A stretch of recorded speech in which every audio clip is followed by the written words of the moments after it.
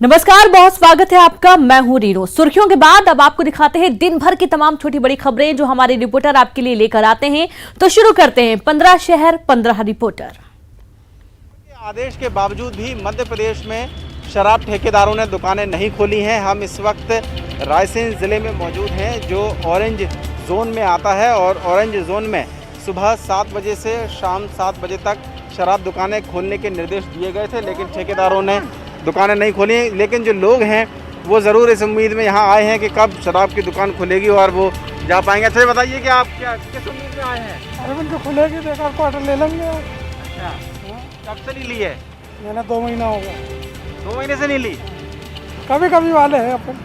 अच्छा, तो कब आए थे देखने आप इससे पहले? अभी निकल के गए। हाँ, कल देखी थी। हाँ। बस। तो कल भी बंद मिली आपको? हाँ, कल भी बंद मिली। तो इतनी जरूरी है क्या शराब के? नहीं, कोई जरूरी नहीं है। हाँ। वो तो बंद ही रहे तो अच्छा है। अच्छा, हाँ, कम से कम लोगों का खाने के लिए पैसे तो बचेंगे। लेकिन आप तो कह रहे हैं कि 2 क्वार्टर मिल जाते तो ठीक रहता। नहीं, मैंने 2 नहीं बोला, 1 बोला। अच्छा, 1 बोला। वो भी शौक वाला, जरूरी वाला नहीं था। अच्छा ठीक है। तो लेकिन देखिए लोगों में निराशा है कि वो उम्मीद के साथ आए थे कि दुकान खुलेगी तो मिलेगा। अच्छा ये बताओ आप किस उम्मीद से आए हैं? सर मैं तो इस उम्मीद से आया हूँ, मतलब दारू कलारी जो है खुलनी चाहिए। इस चीज़ से क्या है, इंसान जो पीने वाला है वो नहीं मिल रही है तो वो बीमार हो ही रही है। जो पीने वाले उम्मीद से जो पैसे पहले भी जैसे मान के चलो तो 1 रुपये 75% तो मतलब दारू तो मतलब हिंदुस्तान में पीते ही इंसान 25% है जो पीता खाता नहीं है, बाकी सब पीते खाते ही हैं। तो हाँ, आप मन की इच्छा पूरी करने आए हैं बस। हाँ, इतना कोई ज़रूरी नहीं है। ठीक है। तो ये देख सकते हैं आप कि शराब है दरअसल ऐसी चीज़। बहुत सारे लोग यहाँ पर आप देख सकते हैं खड़े हुए हैं इस इंतज़ार में कि ये शराब की दुकान क्या खुलेगी या नहीं खुलेगी। हालांकि कुछ तकरार सरकार और शराब ठेकेदारों के बीच में है जिस वजह से दुकानें नहीं खोली गई हैं, लेकिन जो पीने वाले हैं उनको इस बात का मलाल ज़रूर है कि शायद ये खुल जाती तो लॉकडाउन से जब से उन्हें नहीं मिली है तो उनकी मन की ख्वाहिश पूरी हो जाती। हालांकि ये कितना ज़रूरी है और कितना नहीं, इसका फ़ैसला अब आप खुद कीजिए। प्रदेश सरकार और लिकर्स एसोसिएशन की इस बीच सहमति बनने के बाद अब प्रदेश के बाकी शहरों की तरह शाजापुर में भी शराब की दुकानें खुल चुकी है। आपको दिखाना चाहेंगे शराब दुकान का नज़ारा है। जो लोग यहाँ पर पहुँचे हैं वो सोशल डिस्टेंस में खड़े होकर जो है शराब खरीद रहे हैं। यहाँ बाकायदा गोले बनाए गए, जैसा कि शासन के निर्देश है कि शराब दुकानें भले ही खुले लेकिन सोशल डिस्टेंस के नियमों का पालन हो। फिलहाल ज़रूर दुकानों पर उतनी भीड़ नहीं है, लोग पहुंच रहे हैं जैसे जैसे उन्हें पता चला है। अब से कुछ देर पहले ही यहाँ पर जिस तरीके से प्रदेश सरकार और ठेकेदारों की सहमति बनी है और दुकानों खोलने का निर्णय हुआ है, तो जैसे ये खबर लोगों तक पहुँची, अब दुकानें खुली हैं और लोग शराब खरीदने पहुँच रहे हैं। शराब दुकान खुले या ना खुले ये एक चर्चा का विषय हो सकता है, लेकिन जिस तरीके से सरकार और शराब ठेकेदारों के बीच लगातार 2 दिन से तकरार चल रही थी, उसके बाद आज आखिरकार दुकानें खुल चुकी है। जिन लोगों को शराब खरीदनी थी अब वो शराब इंदौर की सबसे पॉश कॉलोनियों में से एक मरीशपुरी कॉलोनी है जिसमें सांसद शंकर लालवानी रहते हैं और इसमें थोड़े से ही आगे उनका मकान है और यहाँ पर एक कोरोना पॉजिटिव एक मरीज मिला है। उसके बावजूद भी ये कंटेनमेंट जोन नहीं बनाया गया है, जबकि जहाँ पर भी कोरोना पॉजिटिव मरीज मिलते हैं वहाँ पर कंटेनमेंट जोन बना दिया जाता है और जो रास्ते हैं उनको पूरी तरह से ब्लॉक कर दिया जाता है। वहाँ पर जाली लगाकर उनको रोक दिया जाता है और तमाम एहतियात वहाँ पर बरतने के निर्देश दिए जाते हैं ताकि वहाँ के लोग अपने घरों से अपनी कॉलोनी से दूसरी जगह ना जा सकें और संक्रमण दूसरी जगह ना फैल सके। बावजूद इसके इस कॉलोनी को सिर्फ इसलिए कंटेनमेंट जोन नहीं बनाया गया है क्योंकि यहाँ पर सांसद जी रहते हैं और ये जो गली है आप देख सकते हैं इसको रोका भी नहीं गया है, इसमें कोई भी तरह के बैरिकेड्स भी नहीं लगाए गए हैं क्योंकि सांसद जी को निकलना होता है, उन्हें तमाम बैठकें लेनी होती हैं, अधिकारियों के साथ अपने लोगों से मिलना होता है, उन्हें भी कई जगह जाना होता है। तो ऐसे में अगर ये कंटेनमेंट जोन बनकर इसको रोक दिया जाएगा तो वो कहीं नहीं जा पाएंगे, उनको अपने घर पर रहना पड़ेगा। यही कारण है कि इस कॉलोनी को उन्होंने कहीं से भी बैरिकेड्स लगाकर नहीं रोका है, ना ही यहाँ के लोगों को किसी तरह से कहीं भी आने जाने की मनाही की गई है। ऐसे में संक्रमण खतरा बढ़ सकता है, सभी लोगों के लिए नियम एक होने चाहिए। ऐसे में जब कोरोना का संकट गहरा बना हुआ है, ऐसे में इस इलाके को भी पैक कर देना चाहिए। जिस तरह दूसरे कंटेनमेंट इलाके हैं उसी तरह इसको भी पैक करके लोगों को यहाँ से नहीं निकलने की हिदायत शासन और प्रशासन को देनी चाहिए। कैमरामैन संजय बुआ के साथ अरुण त्रिवेदी, न्यूज़ 18 इंदौर। इंदौर में कोरोना का संक्रमण थमने का नाम नहीं ले रहा है। पिछले 24 घंटे में 27 नए कोरोना पॉजिटिव मरीज सामने आए हैं, जिसके बाद ये आंकड़ा 1681 पर पहुंच गया है। मेडिकल बुलेटिन में 2 मरीजों की मौत की पुष्टि भी हुई है, जिसके बाद अब तक 81 मरीजों की मौत यहां पर हो चुकी है। स्वास्थ्य विभाग के मेडिकल बुलेटिन में रामबाग कॉलोनी निवासी 36 साल के युवक की मौत की पुष्टि हुई है। वहीं एक महू निवासी 75 साल के बुजुर्ग की मौत हुई है। सीएमएचओ डॉक्टर प्रवीण जड़िया के मुताबिक अब सैंपलिंग की संख्या बढ़ा दी गई है। मंगलवार को 723 सैंपल इकट्ठे किए गए। इनको मिलाकर अब तक जांचे गए सैंपलों की संख्या 10,000 के पार पहुंच गई है। अब तक 10,409 सैंपल की जांच रिपोर्ट आ चुकी है। मंगलवार को लिए गए सैंपलों में से 552 की जांच हुई। इनमें से लगभग 4.8% मरीज पॉजिटिव पाए गए। उधर मंगलवार को 23 लोगों को डिस्चार्ज किया गया। इन्हें मिलाकर अब तक 491 कोरोना पॉजिटिव मरीज ठीक होकर अपने घर लौट चुके हैं। वर्तमान में इंदौर जिले में 1109 कोरोना पॉजिटिव मरीजों का विभिन्न अस्पतालों में इलाज चल रहा है। इसी तरह जिला प्रशासन द्वारा बनाए गए क्वारंटाइन सेंटर से मंगलवार को भी 172 लोगों को डिस्चार्ज किया गया और अब तक 1653 लोगों की कोरोना रिपोर्ट नेगेटिव आने पर उन्हें उनके घर वापस भेज दिया गया है। शहर के 85 में से 79 वार्डों में संक्रमित मरीज मिल चुके हैं। सिर्फ 6 वार्ड ही सुरक्षित बचे हैं। ऐसे में लोगों को एहतियात बरतने के ज्यादा निर्देश दिए जा रहे हैं। इंदौर में कोरोना के बढ़ते संक्रमण के चलते अगले 2 हफ्ते तक इसे रेड जोन में ही रखा जाएगा और लोगों को किसी तरह की कोई रियायत नहीं दी जाएगी। साथ ही लॉकडाउन को और सख्त बनाया जाएगा। भोपाल में कोरोना पॉजिटिव मरीजों का आंकड़ा 41 के पार पहुंच गया है। हॉटस्पॉट मंगलवारा, जहांगीराबाद और इस्लामपुरा में कोरोना के नए केस सामने आए हैं। भोपाल में कोरोना पॉजिटिव मरीजों का आंकड़ा 621 के पार पहुंच गया है। भोपाल में हॉटस्पॉट जहांगीराबाद और मंगलवारा से आज बड़ी संख्या में संक्रमित लोग सामने आए हैं। जहांगीराबाद से 13 व्यक्तियों की कोरोना रिपोर्ट पॉजिटिव मिली है, जिसमें 2 परिवारों के 3-3 सदस्य संक्रमित मिले हैं।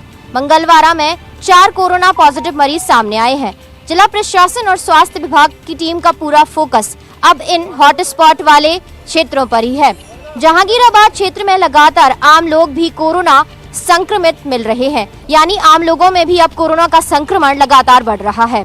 ज्यादातर पॉजिटिव मरीज जहांगीराबाद क्षेत्र से ही सामने आ रहे हैं और चिंता की बात यह है कि ऐसे व्यक्ति सामने आ रहे हैं जिनकी कोई ट्रैवल हिस्ट्री भी नहीं है। ऐसे में अब पुलिस विभाग यहां पर कम्युनिटी स्प्रेड की आशंका की तलाश भी कर रहा है। हालांकि जिला प्रशासन का पूरा फोकस अब इन हॉटस्पॉट वाले क्षेत्रों पर भी है और यही वजह है कि अब यहाँ पर सैंपलिंग की संख्या बढ़ाने के साथ ही साथ प्रशासन की सख्ती भी यहाँ पर देखने को मिल रही है। नीमच में लॉकडाउन के 45वें दिन 4 कोरोना पॉजिटिव पाए जाने के बाद हड़कंप मचा हुआ है। सबसे खास बात यह है कि नीमच के पड़ोसी राज्य राजस्थान के निम्बाड़ा शहर में बड़े पैमाने पे कोरोना विस्फोट हुआ है। यहाँ से निम्बाड़ा की सीमा मात्र 3 किलोमीटर दूर है। वहीं मंदसौर में भी कोरोना मरीज पाए गए, लेकिन नीमच 45 दिन से ग्रीन जोन में था। नीमच में कोरोना मरीज का पता इस बात से चला जब नीमच में ठहरे दाहोद गुजरात के 6 लोग दाहोद पहुँचे। 29 अप्रैल को दाहोद पहुँचने के बाद उनकी स्क्रीनिंग की गई, ब्लड सैंपल लिए गए। 2 मई को पता चला कि वो 6 जो लोग नीमच से गुजरात गए हैं उनमें कोरोना पॉजिटिव है।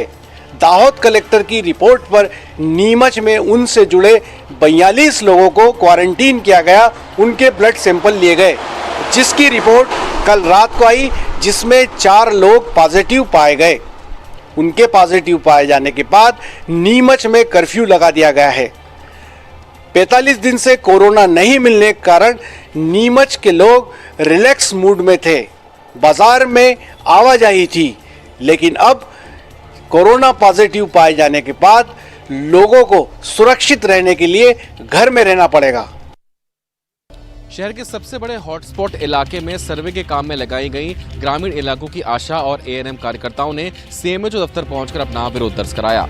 जबलपुर में सबसे बड़े हॉटस्पॉट के रूप में उभरे हनुमानताल और चांदनी चौक क्षेत्र में घर घर सर्वे करने के प्रशासन की कोशिशों को झटका लगने के आसार नजर आ रहे हैं। दरअसल इस क्षेत्र में घर घर सर्वे के लिए स्वास्थ्य विभाग ने ग्रामीण क्षेत्रों में तैनात आशा कार्यकर्ताओं और एएनएम की ड्यूटी लगाई है, लेकिन प्रशासन के इस फरमान से स्वास्थ्य कर्मचारियों का आक्रोश 7वें आसमान पर पहुंचा है। स्वास्थ्य कर्मचारियों की मांग है कि वे घर घर सर्वे करने के लिए तैयार तो हैं, लेकिन सर्वे के तुरंत बाद उन्हें भी 14 दिन के होम क्वारंटाइन पर भेजा जाए। स्वास्थ्य कर्मचारियों की इस मांग से प्रशासन इत्तेफाक नहीं रख रहा है। अफसरों का कहना है कि सर्वे जैसे काम स्वास्थ्य विभाग के मूल कामों में से है, ऐसे में उनके द्वारा सर्वे से इनकार किया जाना जायज़ नहीं है। जिले के मुख्य चिकित्सा एवं स्वास्थ्य अधिकारी के कार्यालय द्वारा आदेश जारी करने के बाद जिले भर में तैनात स्वास्थ्य कर्मचारी जिला अस्पताल विक्टोरिया पहुंचे और सीएमएचओ कार्यालय पहुंचकर अपनी पीड़ा बताई। स्वास्थ्य कर्मचारियों का कहना है कि शहर के कई क्षेत्र कोरोना की चपेट में आ चुके हैं, ऐसे में ग्रामीण क्षेत्रों में एएनएम और आशा कार्यकर्ताओं को बुलाकर शहरी क्षेत्र में सर्वे कराए जाने से इसका संक्रमण ग्रामीण इलाकों तक में फैल सकता है। लिहाजा प्रशासन को अपने आदेश पर दोबारा विचार किया जाना चाहिए। स्वास्थ्य कर्मचारियों की मांग पर जिले के सीएमएचओ ने उन्हें भरोसा दिलाया है कि वे इस ओर जिला प्रशासन से बातचीत कर उन्हें समुचित व्यवस्था उपलब्ध कराएंगे। तो कोरोना काल में लॉकडाउन जारी है, तमाम गतिविधियां जो हैं वो कहीं ना कहीं बंद पड़ी हैं, लेकिन खिलाड़ी आखिर करें तो क्या करें, उनकी प्रतिभा तो निखरनी ही चाहिए। इस हेतु एक अनोखा प्रयास जो है मध्य प्रदेश वुशु संघ द्वारा किया गया है। ऑनलाइन लाइव स्ट्रीमिंग के जरिए राज्य स्तरीय जो चैंपियनशिप है उसकी प्रतियोगिता की शुरुआत आज से हुई है। हमारे साथ मनोज गुप्ता जी हैं जो कि मध्य प्रदेश वुशु संघ के एक पदाधिकारी भी हैं, उनके साथ सारिका जी भी हैं और एक खिलाड़ी भी जो वुशु के हैं। सर, ये किस प्रकार की ये प्रतियोगिता है और किस तरीके से इनिशिएटिव ये शुरू हुआ? वुशु खेल में 2 पार्ट होते हैं। एक होता है फाइटिंग, उसके लिए ज़रूरी है कि 2 खिलाड़ी पास में रहें, आमने सामने एक दूसरे पर अटैक करें। ऑनलाइन वो स्पर्धा संभव नहीं थी, तो हमने दूसरा पार्ट जो होता है वुशु का, जो मात्र प्रदर्शनात्मक खेल होता है, इसमें खिलाड़ी तलवार, डंडे, भाले और खाली हाथ इनका एक इवेंट करते हैं। वैसे तो इवेंट की अवधि होती है 1 मिनट 20 सेकंड, लेकिन हमने इधर उसको भी कम किया है। हमने बोला है मात्र 30 सेकंड का आपको इवेंट दिखाना है, क्योंकि घरों में इतनी जगह नहीं होती कि खिलाड़ी इधर उधर जाके जंप करके, मैट भी नहीं होता है कि पूरा परफॉर्म कर सकें। तो खिलाड़ी घर में परफॉर्म करें लेकिन चोट से बच सकें, इसीलिए 30 सेकंड का किया। इससे जंप हमने हटा दिया है। इसके बाद खिलाड़ी जो परफॉर्म करते हैं तो उसमें स्पीड, पावर और बैलेंस के आधार पर विभिन्न जिलों में बैठे हुए हमारे क्वालिफाइड जजेस उनको जज करते हैं, उनको स्कोर देते हैं, उनमें विजेता घोषित करते हैं। बेशक घरों में खिलाड़ी हैं, लेकिन उनकी जो प्रतिभा, जो वैसे ही हुनरमंद तो हर कोई है, लेकिन लॉकडाउन में एक लंबा समय बीत गया जब वो खेल से दूर है, तो इस माध्यम से वो भी निखार पाएंगे अपनी प्रतिभा को और आगामी जो अंतर्राष्ट्रीय स्पर्धाएं हैं उनमें भी आगे फोकस करेंगे। हमने ये प्रयास केवल यही सोच के साथ किया है कि लॉकडाउन के दौरान खिलाड़ी ना सिर्फ घर में बैठे दिन भर मोबाइल और टीवी में बिजी रहता था, बल्कि वो उसमें एक नेगेटिविटी भी आ रही थी। उसको लग रहा था पता नहीं क्या होगा, हमारे खेल का क्या होगा, हम प्रैक्टिस भी नहीं कर पा रहे हैं, तो खिलाड़ी निराश हो चले थे, जिसका इफेक्ट उसकी मानसिकता पे तो पड़ता ही, उसकी फिजिकल स्ट्रेंथ, इंडोरेंस सब पे पड़ रहा था। इसी चीज़ को देखते हुए हमने फिर ऑनलाइन वुशु ट्रेनिंग पिछले 1 माह से आरंभ करी। पूरे प्रदेश के खिलाड़ियों को हमने ऑनलाइन जोड़ा और करते रहे, लेकिन वो हमारा इतना अच्छा लगा सबको कि पूरे देश के खिलाड़ी भी हमारे साथ जुड़े, उन्होंने ट्रेनिंग की। इसके बाद हमने सोचा कि पूरे खिलाड़ियों का एक कॉम्पिटिशन कराया जाए, क्योंकि कॉम्पिटिशन नाम आते ही खिलाड़ी अपने आप स्वस्फूर्त होकर अपना अभ्यास कई गुना बढ़ा देते हैं। तो जब बच्चों को पता चला कि कंपटीशन होना है तो उन्होंने और तेज़ी से अभ्यास किया। तो उन्होंने इस लॉकडाउन की अवधि में घर में और फिजिकल फिटनेस किया। इसका 2 फ़ायदा होता है। एक तो ये कि वो स्पर्धा में अच्छा प्रदर्शन करके पदक पाएंगे और नेशनल स्पर्धा में जाएंगे, जो कि ऑनलाइन होने वाली है। दूसरा फ़ायदा ये होता है कि एक्सरसाइज डेली करने से आप अपनी इम्यूनिटी पावर भी डेवलप करते हैं, जिससे कोरोना से आप अपने आप को बचा सकते हैं। तमाम फायदे और उसकी एक तस्वीर हम आपको यहाँ दिखाना चाहेंगे। दरअसल आप ये देखें, जो लाइव स्ट्रीमिंग चल रही है जिसके जरिए तमाम खिलाड़ी जुड़े हुए हैं, वो यहाँ पर अपना प्रदर्शन करती है और इसी के माध्यम से ये दरअसल एक प्रतियोगिता है, चैंपियनशिप है। जजेस इसे जज कर रहे हैं और इसके माध्यम से ही आगामी जो परिणाम होंगे वो यहाँ पर सामने आएंगे। तो बेशक वुशु संघ का एक अनोखा प्रयास है और लॉकडाउन के इस दौर में ऐसा पहला अनोखा प्रयास होगा जहाँ लाइव स्ट्रीमिंग के जरिए इस प्रतियोगिता का आयोजन किया जा रहा हो। और लगातार ये जो प्रतियोगिता है, तमाम 33 जिले हैं और 185 खिलाड़ी हैं, वो इस प्रतिभा में भाग ले रहे हैं। एमपी बोर्ड के 10वीं और 12वीं के कुछ पेपर लॉकडाउन के चलते अब तक स्थगित हैं। ऐसे में छात्र छात्राओं की पेपर को लेकर लगातार चिंता बढ़ रही है और एमपी बोर्ड ने जो हेल्पलाइन शुरू की है उस पर छात्र छात्राओं की लगातार पेपर को लेकर सवाल भी और कॉल भी पहुंच रहे हैं। इस वक्त हमारे साथ एमपी बोर्ड के हेल्पलाइन के डायरेक्टर हेमंत शर्मा। निश्चित सर, छात्र छात्राओं की चिंता बहुत ज्यादा बढ़ी हुई है कि एग्जाम कब होगा। पहले के मुकाबले अब कितने कॉल हेल्पलाइन पर पहुंच रहे हैं? लगभग अभी जो कॉल आ रहे हैं लगभग 500 से 1000 कॉल के बीच में आ रहे हैं और लगभग जब से माने हेल्पलाइन है तो लगभग 55,000 कॉल्स आ चुके हैं, हाँ, लॉकडाउन के भी। और बच्चों में माने विशेषकर यही चिंता है कि परीक्षा कब होएगी, लॉकडाउन कब खुलेगा, हमारे पेपर होंगे कि नहीं होंगे, या हमको जनरल प्रमोशन मिलेगा। इस तरह की बहुत सारी समस्याएं हैं और कुछ बच्चे मानसिक परेशानी भी हो रहे हैं। तो ये सारी सुविधा देखते हुए, क्योंकि लॉकडाउन था, तो माध्यमिक शिक्षा मंडल ने इस हेल्पलाइन को घर से ही प्रारंभ कर दिया। अभी सभी काउंसलर्स अपने अपने घर से काउंसलिंग कर रहे हैं और बहुत अच्छे से बच्चों को समझाइश दे रहे हैं ताकि बच्चों को किसी तरह का मानसिक अवसाद ना हो। लगभग, क्योंकि लगभग जो इस साल 10वीं और 12वीं मिला के जो छात्र हैं, लगभग 18 से 20 लाख के बीच में छात्र हैं, तो उनको पूरा मानसिक, क्योंकि सभी बच्चों को लग रहा है कि हमारी परीक्षा होगी कि नहीं होगी। रोज़ पेपर में अलग अलग तरह की न्यूज़ आ रही है, कई, हाँ, उस तनाव को दूर किया जा रहा है, उनको बताया जा रहा है। हाँ, इससे लगभग इतने 1 से 1,500 कॉल पर डे आ रहे थे। हमारे साथ एमपी बोर्ड की जो हेल्पलाइन है उसके डायरेक्टर हेमंत शर्मा है, जिनका यही कहना है कि पेपर स्थगित हुए हैं और जाहिर सी बात है कि छात्र छात्राओं की चिंता भी बहुत बढ़ गई। ऐसे में न सिर्फ उनकी समस्याओं का समाधान कर रहे हैं बल्कि उनके तनाव को दूर करने की भी लगातार हेल्पलाइन कोशिश कर रही है। ग्वालियर में आज एक ही परिवार के 3 लोगों की सड़क हादसे में दर्दनाक मौत हो गई। अपने रिश्तेदार की अंतिम संस्कार में जा रहे एक युवक, उसकी पत्नी और बेटे को अज्ञात वाहन ने टक्कर मार दी, जिससे उनकी मौके पर ही मौत हो गई। हादसा ग्वालियर शिवपुरी हाईवे पर सिरसा घाटी के पास आज सुबह 5:30 बजे हुआ। ग्वालियर जिले के महाराजपुरा थाना क्षेत्र के नरेश्वर गांव का रहने वाला देवेंद्र गुर्जर की ससुराल शिवपुरी जिले के सतनवाड़ा थाना के डूंगर गांव में है। ससुराल पक्ष के रिश्तेदार का निधन हो जाने के चलते देवेंद्र गुर्जर आज तड़के बाइक से नरेश्वर गांव से शिवपुरी के लिए रवाना हुआ था। देवेंद्र के साथ बाइक पर उसकी पत्नी कांता और 4 साल का बेटा सत्येंद्र भी बैठे हुए थे। इनकी बाइक ग्वालियर से गुजरकर जब एबी रोड पर सिरसा घाटी से जा रही थी, उसी दौरान पीछे से आ रहे एक तेज रफ्तार अज्ञात वाहन ने इनकी बाइक को टक्कर मार दी। टक्कर इतनी भीषण थी कि बाइक सवार देवेंद्र, उसकी पत्नी कांता और 4 साल के बेटे सत्येंद्र की मौके पर ही मौत हो गई। इस दौरान वहां से गुजर रहे कुछ राहगीरों ने पूरी घटना की खबर पुलिस को दी। घाटी गांव पुलिस का अमला रेहट गांव में गश्त कर रहा था। खबर मिलते ही अमला मौके पर पहुंचा और 108 एम्बुलेंस बुलवाकर घायलों को ग्वालियर के जय आरोग्य अस्पताल भिजवाया गया, जहां डॉक्टरों ने तीनों को मृत घोषित कर दिया। घाटी गांव पुलिस ने अज्ञात वाहन चालक के खिलाफ गैर इरादतन हत्या का मामला दर्ज कर लिया है। अब वाहन और ड्राइवर की गिरफ्तारी के लिए पुलिस टोल नाकों पर लगे सीसीटीवी फुटेज खंगाल रही है। लॉकडाउन के समय में राजधानी रायपुर के पुलिस का मानवीय संवेदना से भरा चेहरा नजर आया है, जहां 31 साल के एक हत्या के आरोप में सजा काट रहे सजायाफ्ता कैदी की मौत पर पुलिस ने उसको कांधा दिया है और पूरे विधि विधान के साथ अंतिम संस्कार किया है। दरअसल 31 साल के कैदी के माता पिता सरगुजा में रहते हैं और लॉकडाउन के कारण वो वहां से यहां आ पाने में असमर्थ थे। यही वजह है कि गंज थाने के पुलिस ने इस कैदी को जो है पूरे विधि विधान के साथ अंतिम संस्कार किया। अभी कुछ दिनों पहले ही, करीब 10 दिनों पहले, राजधानी रायपुर में गुड़ियारी पुलिस ने भी एक 85 साल के बुजुर्ग के मौत हो जाने पर उसको कंधा दिया था। जाहिर है लॉकडाउन के इस मुश्किल घड़ी में पुलिस का ऐसा चेहरा कहीं न कहीं एक उम्मीद जगाता है।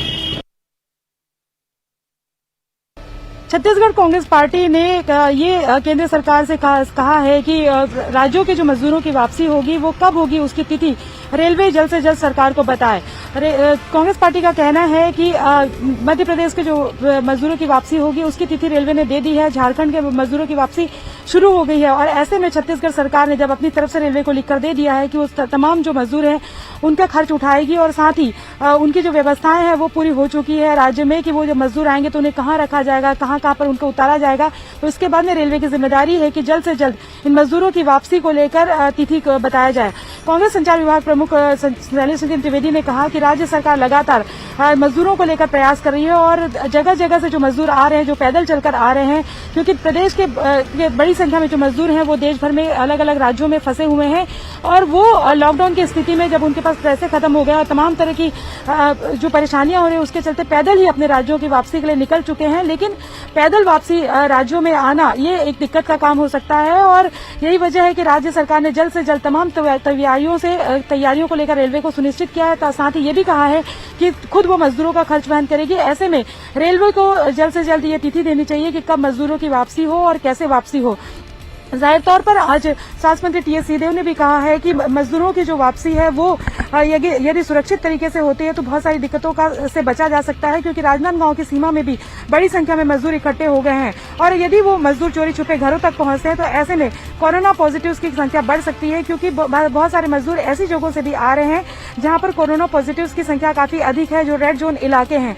देखना यह है कि रेलवे कब जो है इस पत्र का जवाब देती है और कब तारीख बताती है। लेकिन ये जरूर है कि जिस तरह से झारखंड के मजदूरों की वापसी हुई है और जिस तरह से मध्य प्रदेश की तिथि आगे, उसके बाद छत्तीसगढ़ भी उम्मीद लगाए बैठा है। कोरोना काल में गरीब परिवार की मदद के लिए शासन, प्रशासन और कई समाजसेवी संस्थाएं सामने आई है, लेकिन अभी भी ऐसे कई गरीब परिवार है जहां ना तो प्रशासन पहुंचा है और ना ही समाजसेवी संस्थाओं की मदद। ऐसा ही एक परिवार कोंटा ब्लॉक के लिगनपल्ली का है, जहां सूर्यम शंकुर जो राजमिस्त्री का काम करने के लिए तेलंगाना गया हुआ था और वहां लॉकडाउन में फंस गया है। पीछे उसकी पत्नी संतो जो अपने 3 दिव्यांग बच्चों समेत 4 बच्चों समेत गांव में रहती है और आर्थिक तंगी से जूझ रही है। संतो के अलावा पूरा गांव जो है आर्थिक तंगी से जूझ रहा है, ना किसी प्रकार की वहां पर मदद पहुंची है। अभी पूरा गांव मदद के इंतजार में। वहीं सरपंच का कहना है कि उनके जो पति तेलंगाना में फंसे हुए हैं, शासन प्रशासन से बात करके गांव में लाने का प्रयास किया जा रहा है। और इसी के साथ इस बुलेटिन में इतना ही। नमस्कार।